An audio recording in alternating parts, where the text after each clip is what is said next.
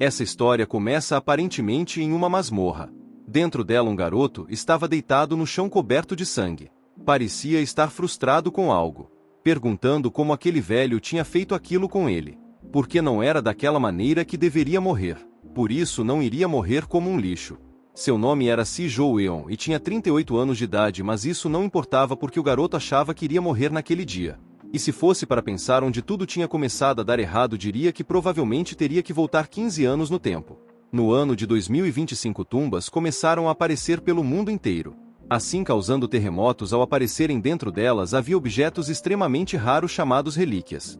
Essas relíquias foram as responsáveis por mudanças significativas no mundo. Assim como nas lendas, elas possuíam um poder imenso, e as que surgiram no mundo atual não eram diferentes. Suas habilidades variavam de forma surpreendente, e isso fez com que a história de como a vida das pessoas mudou se espalhasse pelo mundo inteiro. Muitas pessoas começaram a dedicar suas vidas à busca dessas relíquias e o protagonista não foi exceção. Durante essa busca, ele encontrou algo incrível. Uma relíquia arcana capaz de lhe fornecer conhecimento sobre tumbas e outras informações importantes sobre as relíquias. Com essa peça, o garoto viu uma oportunidade de mudar sua vida e começar uma nova trajetória como um grande usuário de relíquias. Algum tempo depois, uma nova lei se espalhou pelo mundo e aqueles que possuíam relíquias começaram a monopolizá-las, criando uma sociedade que limitava o uso dessas preciosidades. A única opção do protagonista foi trabalhar para essas pessoas. Devido às suas habilidades excepcionais de escavação, ele foi contratado por uma grande empresa chamada TKBM. No entanto, o trabalho era extremamente difícil e muitas vezes sujou suas mãos. Como ladrão de tumbas, ele aprimorou suas habilidades, conseguindo entrar em áreas restritas para adquirir relíquias que os outros haviam encontrado. O grupo de assalto que ele liderava alcançou resultados impressionantes. Anos depois, o CEO da empresa se tornou o usuário de relíquias mais poderoso do mundo. Contudo, quanto mais aquele homem ganhava notoriedade, mais o protagonista e seus companheiros eram desprezados. Mesmo assim, ele continuou a trabalhar duro. Mas nunca esperou que tudo terminasse daquela forma. A missão em que estava naquele momento havia sido uma armadilha criada pelo próprio CEO que colocou ele e seus companheiros em uma missão suicida. O CEO fez isso porque se sentia ameaçado pelas habilidades excepcionais do protagonista. Voltando ao presente, o rapaz parece estar lutando contra uma cobra gigante. Ele questiona se a criatura não estava satisfeita após devorar todos os seus amigos e a desafia a atacá-lo, prometendo que mesmo se morresse e se tornasse um fantasma, faria de tudo para acabar com a vida daquele homem. De repente, uma voz diz que ele era realmente muito barulhento. Irritado, o protagonista questiona o que a voz havia dito. Surpresa, a voz pergunta se ele conseguia ouvi-la. O jovem, por sua vez, responde que não sabia que Deus aquela voz pertencia, mas já que estava falando com ele, deveria ajudá-la a se livrar da criatura e sair dali. No entanto, a voz explica que não seria tão fácil assim e pergunta se ele realmente acreditava que poderia sobreviver com o corpo naquela condição. A voz continua dizendo que o corpo do jovem estava pela metade e que por mais que ele lutasse para sobreviver, isso não adiantaria nada, pois aquele era o fim miserável de sua vida. Ainda assim, a voz reconhece que o garoto possuía um talento excepcional, mas lamenta que ele tenha começado tarde demais, o que o impediu de desfrutar de seu poder total. Irritado, o protagonista responde para a voz parar de falar como se o conhecesse e pergunta se ela realmente acreditava que ele queria viver daquela maneira. Ele promete que fará de tudo para matar aquela pessoa que o traiu. Então a voz diz que seria realmente um desperdício ver o garoto morrer com tanto talento, por isso lhe dará uma chance de viver novamente. De repente, um pássaro aparece diante do rapaz e a voz diz que observará se ele será capaz de conquistar o trono nesta nova vida. No mesmo instante, o protagonista abre os olhos. Sentado em uma cadeira, ele percebe que está em um lugar completamente diferente.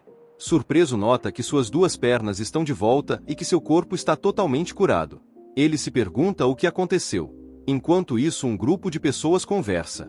Irritado, o rapaz pede para acabar logo com aquilo, e o outro homem fala que já tinha desistido porque o ano de 2025 era conhecido como o ano em que ninguém iria voltar para casa. Surpreso, nosso garoto pensa que não estavam em 2025. Porém, quando olha para o calendário, percebe que a data estava certa e se pergunta o que estava acontecendo. Observando um jovem, o garoto pensa que ele parecia familiar, lembrando de um moleque que depois tinha ido brigar com ele, assim entrando em uma luta e indo direto para a delegacia. Surpreso, o protagonista questiona se aquilo era real e se tinha mesmo voltado no tempo. Lembrando das palavras daquela voz, o garoto fica surpreso. Supondo que no ano de 2025 o mundo ainda estava em paz porque naquela época as relíquias ainda não tinham aparecido. Por isso deveria ter um tempo até as relíquias de rank divino aparecerem. Então, se aquele fosse o caso, a partir daquele dia o protagonista iria conseguir coletar todas as relíquias. Seu conhecimento junto de suas memórias estava intacto, por isso deveria começar a pegar todas as relíquias do mundo, mencionando que aquilo estava ficando muito excitante. Após o mundo enlouquecer por causa das relíquias, Joe acreditava que nada poderia surpreendê-lo. Para começar, nunca acreditou que existia uma tumba que iria fazer até mesmo um escavador como ele tremer de medo. Em segundo lugar, ser enviado para aquela missão foi uma armadilha daquele CEO de antes. E para terminar, logo depois de ter morrido, o garoto do nada voltou para 15 anos atrás. O que parecia ser uma segunda chance de reconstruir seu futuro, e por isso poderia pegar as relíquias antes de todo mundo. Em seguida, uma senhora pergunta se o garoto estava ouvindo, mencionando que ele estava totalmente distraído e nem prestou atenção nos policiais, porque tinha batido em seu filho que ainda estava na escola, por isso se causasse algum trauma nele deveria se responsabilizar. Por isso deveria fazer uma compensação em dinheiro ou iria para a prisão. O protagonista pensa que ela era muito irritante e por isso devia cuidar daquilo antes. Mesmo que tenha sido há 15 anos, o garoto se lembrava como se fosse ontem daquele garoto que queria brigar com o protagonista. O garoto não queria deixar Joe em paz, por isso Joe bateu nele, mas ele deveria ter planejado aquilo desde o começo, já que mal encostou nele e o garoto já estava no chão. Por isso acabou tendo que se desculpar e implorar para eles diminuírem a quantia de dinheiro a ser paga. Porque o seu eu de agora não tinha nem um pouco de dinheiro. Além de que suas ferramentas e suas relíquias ainda não estavam lá, por isso deveria se apressar para coletá-las. Enquanto isso, aquela senhora ainda estava irritada, perguntando como o jovem ousava ignorá-la. Prestes a dar um tapa no rapaz, diz que ele deveria prestar atenção. No mesmo instante, o protagonista pega a mão da senhora, pensando que aquele movimento tinha sido involuntário devido à sua experiência e conhecimento de batalha. Logo após, o rapaz pede para a senhora se acalmar, pois quem tinha começado a briga tinha sido seu filho, perguntando se não achava que estavam sendo ridículos. Irritado, o outro garoto avança para cima de Joe, que facilmente consegue desviar. Em questão de segundos, imobiliza o jovem no chão, pensando que seu corpo estava mais leve do que antes, supondo que era porque ainda não tinha recebido os efeitos colaterais após usar as relíquias. Logo após, um grupo de policiais chega para interferir na situação, perguntando o motivo daquela bagunça. Então Joe diz que não tinha nenhum dinheiro a entregar a eles, pedindo para poder ir logo para casa. A mulher, por sua vez, pergunta se o garoto estava maluco, pois preferia ficar com um histórico criminal do que fazer um acordo com eles. Porém, para o protagonista aquilo não importava, pois quando as relíquias aparecerem, o mundo vai virar uma terra caótica sem nenhuma lei. Por isso era melhor lutar, mas mesmo assim ainda não seria o suficiente, e por causa disso deveria conseguir alguma fonte de renda para pagar suas escavações. Questionando o que deveria fazer, observando ao redor, percebe uma barra flutuante com seu nome nela, se perguntando o que era aquilo. Supondo que poderia estar ficando maluco, o garoto estava começando a ver coisas. E as relíquias eram uma das únicas coisas que poderiam fazer aquilo acontecer, por isso aquilo poderia ser obra daquele corvo de antes. Começando a gritar, pergunta se ele por acaso estava observando. No mesmo instante, várias telas aparecem para o rapaz. O sistema avisa que Joe possuía uma habilidade de espiar que o permitia observar ao redor em até 1 metro. Surpreso, o garoto se pergunta se aquilo era uma janela de habilidade semelhante à de um jogo, perguntando se aquela voz de antes achava que sua vida por acaso era algum tipo de jogo. No mesmo instante, o sistema avisa que tinha uma nova missão, que deveria recuperar as 4 habilidades básicas de assalto das funções. Em seguida, um homem aparece perguntando o que estava acontecendo, pedindo para o garoto ficar quieto. Surpreso, Joe percebe que apenas ele conseguia ver aquelas janelas, além de que conseguia ver qualquer coisa no raio de 1 metro, e aquela habilidade era a mesma de uma de suas relíquias. Se perguntando se por acaso todas as suas habilidades de antes também ficaram daquela maneira, pois se fosse daquela maneira não faria sentido ir atrás de suas relíquias novamente. Questionando o que aquela voz estava planejando, porque as relíquias geralmente gostam de ajudar as pessoas. Em seguida, um homem chama o protagonista. Um tempo depois, Joe já tinha saído daquela cela. Seu amigo fala que não deveria ter sido ele a ir para a cadeia, mas de qualquer forma iria cuidar daquele incidente e por isso não deveria se preocupar. O nome daquele homem era Kim Jeon-woo, que era praticamente um irmão que cuidou do rapaz quando era órfão, tratando como se fosse parente de verdade, mencionando que não se lembrava dele ser tão jovem há 15 anos. Em seguida, o protagonista fala que tinha algo a perguntar ao homem, questionando se não havia nenhum relato sobre atividades paranormais ou algo do tipo. Então o homem pergunta se o garoto estava bêbado, lembrando que na verdade sua esposa tinha dito que tinha alguns poderes sobrenaturais para conseguir achar seu esconderijo secreto. Então Joe pensa que realmente as relíquias ainda não tinham aparecido. Em seguida, Kim diz que o protagonista devia voltar para casa e descansar. Jo-eon pensa que mesmo que as tumbas já estivessem aparecendo em vários lugares, elas ainda não causaram nenhum problema significativo, já que os usuários delas ainda não existiam. Em outras palavras, aquele era o momento perfeito para começar a agir, já que poderia usar suas habilidades para ter uma grande chance de atingir seus objetivos. O único problema era que o garoto não tinha nenhum dinheiro e no começo as relíquias começaram a surgir em algum lugar da Europa ou da América, se perguntando como poderia pagar sua viagem para aqueles lugares. Em seguida, um grupo de pessoas aparece perguntando o motivo do protagonista estar andando por aquele lugar em vez de trabalhar. Observando o grupo, nosso garoto parece reconhecê-los. O homem pergunta se o protagonista não tinha nenhum senso de respeito porque Jo-eon então deveria estar se curvando imediatamente. O nome daquele babaca era Park Kyun-tae. Ele era originalmente um ladrão de rua, mas agora trabalhava como especialista em arte. Quando o protagonista estava na escola e precisava de dinheiro bem rápido, acabou trabalhando para eles por um tempo porque estava planejando trabalhar e um pouco depois sair. Mas aqueles malditos não o deixaram ir tão facilmente. Mas não era como se fosse inútil porque fez seu trabalho igual a todos, mesmo assim não recebeu o mesmo tratamento. Assim eles mantiveram um laço em seu pescoço, o ameaçando com dinheiro e o tratando como se fosse um animal. Irritado, o homem pergunta por que não estava respondendo e se iria precisar de uma surra. No mesmo instante, nosso protagonista dá um soco na cara do homem. O grupo ao redor fica surpreso com o que Jo-eon havia feito e o garoto pede para eles falarem para sua chefe que ele estava cansado de trabalhar para ela. Além disso, desejava receber o seu salário atrasado e suas indenizações. Começando a rir da cara do garoto, o homem diz que via de tudo quando se vivia bastante, avançando para cima do garoto. Mas no mesmo instante o protagonista acerta um soco no rapaz. Surpreso, o grupo pergunta o que tinha acontecido porque Jo-eon havia ficado muito rápido, começando a atacar o protagonista todos de uma vez.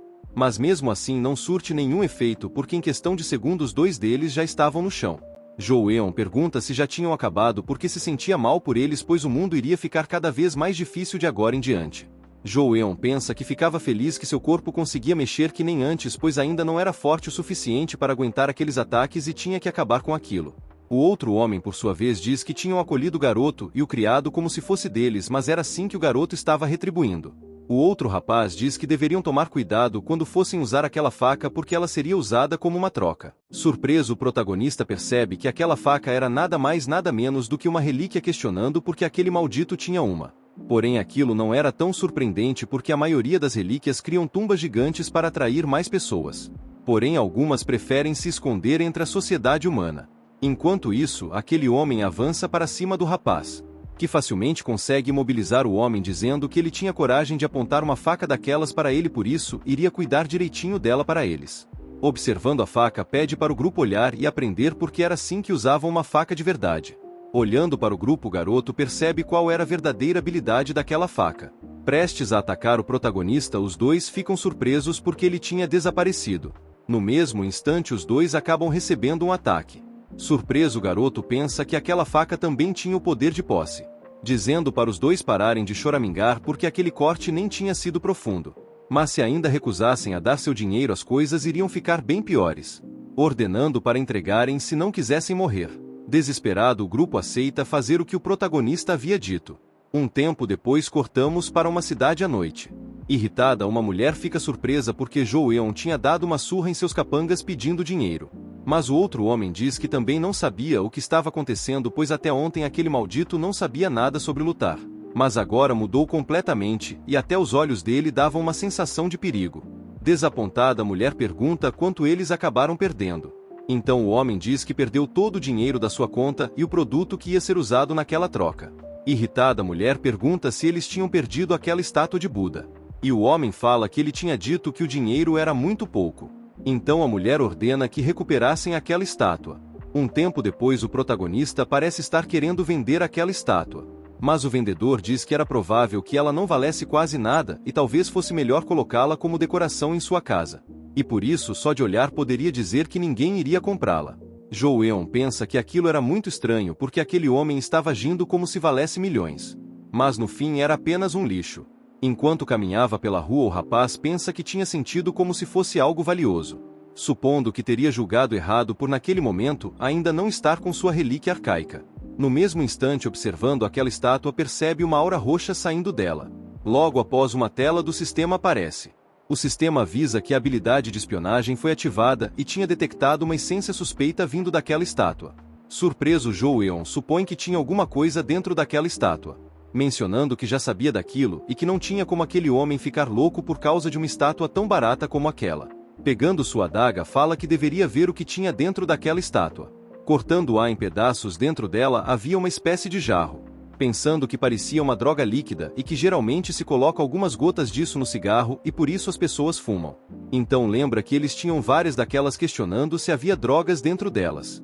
Logo após, Joe parece fazer uma ligação para alguém perguntando se a recompensa por denunciar tráfico de drogas era um valor muito grande.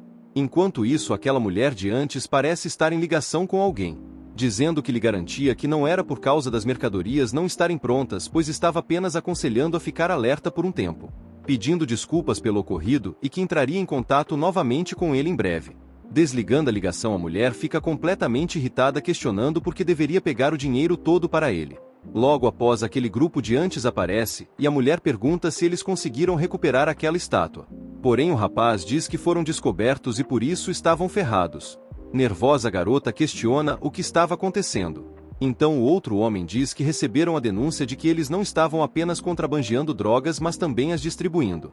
Porém a garota diz que seus negócios eram apenas de obras de arte, e por isso eram pessoas comuns. Irritado, o homem fala que criminosos como eles sempre falavam a mesma coisa, e por isso eles trouxeram algumas evidências. E sabiam que isso tudo não era o que eles tinham, questionando se tinham mais daqueles armazéns. Irritada, a mulher se pergunta se eles também sabiam sobre aquele armazém de antes, mas estava tudo bem porque tinham despesas e todas elas estavam com senha. Mencionando que não fazia ideia do que eles estavam falando e que se não tivessem nenhuma prova deveriam sair daquele lugar, pois só porque eram policiais não queriam dizer que tinham o direito de se intrometer no negócio dos outros. Logo após, o homem pega um walkie-talkie dizendo que as 600 obras de arte foram encontradas e dentro delas todas tinham drogas. Surpresa, a mulher pergunta se eles tinham aberto todos os armazéns porque aquilo era impossível, pois todas tinham senhas.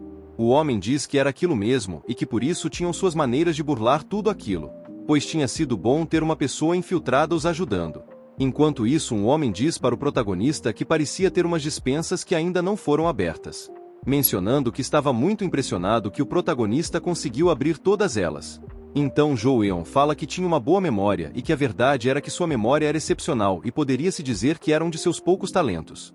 E aquela foi a causa de aquela mulher querer usá-lo depois, pois quando trabalhava teve dificuldades na primeira vez, já que todas as despesas tinham senhas diferentes. Naquela época não tinha achado suspeito, mas aquilo foi ficando irritante e por isso decorou todas elas. Por isso nunca imaginou que seria tão útil agora no presente, e tudo estava indo como planejado. E também iria receber sua recompensa em dinheiro, o que queria dizer que finalmente teria pelo menos um dinheiro para conseguir coletar as relíquias em breve. Surpreso, o outro policial fala que ali tinha ainda mais drogas e que aqueles malditos eram bem gananciosos, dizendo que o protagonista tinha feito um bom trabalho. Logo após, Joe questiona se poderia pedir um favor. Enquanto estavam levando aquela mulher para a prisão, aquele homem recebe uma ligação perguntando por que Joe queria falar com ele. Logo após, o policial pede para aquela mulher esperar um pouco, mencionando que seu ajudante queria falar com ela. Então o protagonista na ligação diz que ela deveria tê-lo tratado melhor, pois quando ele tinha trabalhado deveria ter sido pago. Reconhecendo aquela voz, a mulher pergunta se foi o protagonista que tinha feito aquilo. Então Joe fala que ela deveria mudar as senhas a cada 6 meses ou algo do tipo. Mas de qualquer forma aquilo não importava mais e por isso deveria aproveitar seu tempo na cadeia. Irritada, a garota fala que iria matar Joe algum dia. Um tempo depois, o protagonista estava caminhando pelas ruas dizendo que aquilo tinha sido muito relaxante. Logo após, alguém manda uma mensagem para o garoto. Um homem fala que estava bem orgulhoso do garoto e que logo ele iria receber uma recompensa muito grande e por isso não deveria gastar tudo em besteira. Contente, o jovem pensa que aquele homem sempre estava preocupado com ele. Porém não precisava se preocupar porque conseguiu seu capital inicial e agora poderia começar a procurar pelas relíquias junto das tumbas. E por isso iria encontrá-las antes daquele CEO de antes. Olhando para algo, o garoto parece ficar surpreso percebendo que sua casa estava completamente soterrada. O apartamento em que Joe morava foi totalmente coberto por uma tumba gigante e aquela tumba definitivamente foi criada por uma relíquia. Os moradores, no meio daquele alvoroço, questionam o que estava acontecendo. E uma discussão gigante começa a acontecer. Enquanto isso, o protagonista entre eles pensa que aquilo não era surpreendente porque era bem normal e todo mundo estava totalmente em pânico. As relíquias e as tumbas têm poderes enormes e por causa disso elas causam uma tremenda confusão. Mas parando para pensar, lembra de ter recebido uma ligação de seu colega de quarto naquela época, dizendo que o apartamento tinha desaparecido e perguntando o que o rapaz iria fazer. Naquele momento Jo Eun não sabia o que estava acontecendo porque ainda estava sendo escravizado por aquelas pessoas. E quando terminou seu trabalho e voltou para casa, tudo estava totalmente normal. Se aquele fosse o caso, significava que alguém tinha conseguido derrotar a tumba antes. E isso queria dizer que quem quer que fosse o responsável por aquilo deveria estar por perto, por isso não deveria perder aquela pessoa junto de sua relíquia. Enquanto isso, o garoto ouve a voz de alguém implorando para não atirar. Observando o homem, percebe que aquele era seu colega de quarto. Irritado, o soldado pergunta se estava de brincadeira porque deveria parar de fazer tantas perguntas e voltar para onde estava. Em questão de segundos, Jo Eun aparece dando um chute naquele soldado, perguntando como ele poderia apontar uma arma para um civil, mencionando que já fazia muito tempo que não encontrava seu amigo e que ele não tinha mudado nada. Com o soldado se levantando, o protagonista pergunta se o homem já tinha pensado direito no que tinha feito, pedindo desculpas porque tinha perdido a razão. Irritado, o protagonista pede para explicar logo o que estava acontecendo, questionando por que o exército estava naquele lugar, questionando se estavam tentando entrar naquela tumba, mas o homem diz que aquela era uma informação confidencial. Jo Eun pensa que precisava saber o motivo daquilo porque até onde sabia o governo podia ser seu rival, se perguntando se o país já sabia sobre a existência daquelas tumbas. O garoto diz que como morava ali tinha o direito de saber o que estava acontecendo, questionando o porquê de todo o exército estar ali ainda por cima armado, mencionando que o soldado não sabia o que estava acontecendo e que estava cometendo um erro. Por isso deveria parar de deixar as coisas piores do que já estavam e por isso só queria saber o motivo. Logo após, o soldado fala que estavam tentando explodir aquela coisa e escavar o que estava lá dentro, por isso não precisava se preocupar em estar em perigo. Além disso, até trouxeram especialistas estrangeiros e por isso asseguravam que tudo estava bem. Jo Eun, entendendo tudo, agradece por ter dito, mencionando que agora se sentia mais seguro, pedindo para todos continuarem com seu trabalho ali e além disso tomarem cuidado. Logo após, o colega de quarto do protagonista aparece perguntando o que ele tinha conversado com o soldado, mas o garoto fala para ele não fazer nada e continuar parado naquele lugar. Percebendo Jo Eun ir embora, seu amigo pensa que ele estava meio estranho naquele dia. Próximo àquele lugar, uma mulher pergunta se ele tinha certeza de que o governo coreano ainda não sabia nada sobre aquelas tumbas. E aquela pessoa fala que tinha certeza, questionando o porquê de ela ainda continuar perguntando. Então a mulher diz que aquela quantidade imensa de soldados não fazia sentido. Mas o homem diz que provavelmente era porque queriam dar o melhor para os ajudar e de qualquer forma deveriam evitar perguntar aquilo em público, pois havia pessoas que entendiam. Questionando como a missão estava ainda, a mulher menciona que os explosivos iriam ser adicionados em breve. Então o homem pede para certificar que tudo iria continuar até o fim e que deveria investigar a tumba com cuidado e, se possível, recuperar a relíquia. Logo após, um homem aparece questionando porque ela estava surpresa, pois era mais normal ele estar naquele lugar do que ela, mencionando que eram de um país vizinho e por isso fazia sentido, mencionando que o grupo dela era bem devoto em continuar com suas missões de roubar relíquias. Entretanto, a mulher fala que estavam simplesmente recuperando as relíquias para serem entregues à Associação Policial Internacional. E sua missão era focada em manter a paz e conduzir experimentos seguros sobre aquelas peças.